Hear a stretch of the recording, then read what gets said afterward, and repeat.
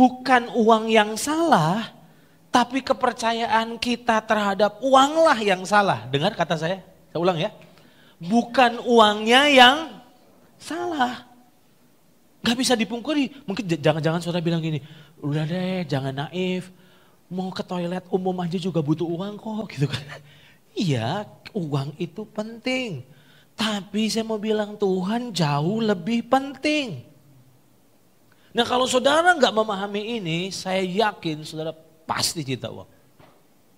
Makanya cara Tuhan untuk mengatasi kita untuk bisa menang adalah kita harus sadar bahwa gini, yang penting itu bukan jumlah uangnya, tapi yang penting adalah kehadiran Tuhannya. Jelas di sini? Nah sekarang lihat ini. Setiap saat ternyata kita harus memilih. Apa yang kita harus pilih? Hidup oleh iman atau hidup oleh uang? Jujur? Setuju dengan saya?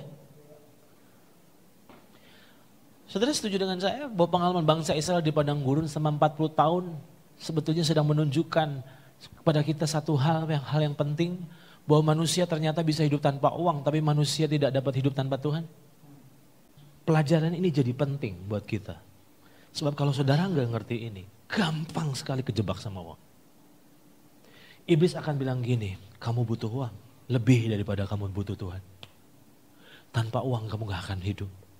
Saya mau tunjukkan sama saudara, pernah saudara ngalami nengok di masa-masa gelap kita, bahwa ketika uang gak ada, tapi kita masih bisa makan.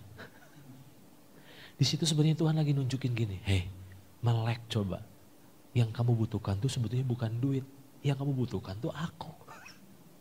Sementara setan bilang gini, enggak, tanpa uang kamu gak akan bisa. Saya mau bilang, ya kita butuh uang.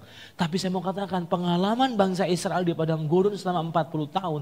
Ternyata manusia bisa hidup tanpa uang, tapi manusia tidak dapat hidup tanpa Tuhan. Saudara setuju dengan saya bahwa bangsa Israel keluar dari Mesir dalam kondisi kaya raya? Nah pertanyaannya waktu mereka di padang gurun, itu uang buat apa? Gak ada warung, gak ada toko. Mereka harus bergantung sama namanya mana. Saya pernah ke sana. Itu orang mustahil hidup di padang gurun. Enggak ada air. 3 juta Tuhannya diain air dari mana itu? 40 tahun. Itu uang gak kepake. Jelas? Enggak kepake uang itu. Di situ Tuhan mau buktiin manusia hidup bukan dari roti aja, tapi dari setiap firman yang keluar dari mulut Allah.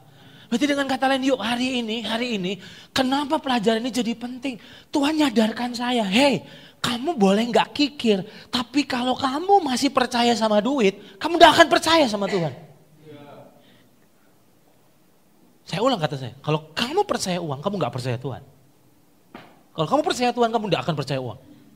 Kamu gak bisa percaya dua-duanya. Nah itu sebabnya saya tidak sedang naif, tidak, ya. Uang kita butuhkan. Tapi hidup kita tidak tergantung sama uang. Kalau saudara, saya kasih PR. Coba renungkan masa-masa gelap yang pernah kita alami. Ternyata ada masa-masa di mana uang gak ada. Tapi kita masih bisa hidup. Kita gak tambah kurus, malah tambah gemuk. Bukan karena puasa kepaksa. Tapi karena ternyata Tuhan pelihara dengan luar biasa.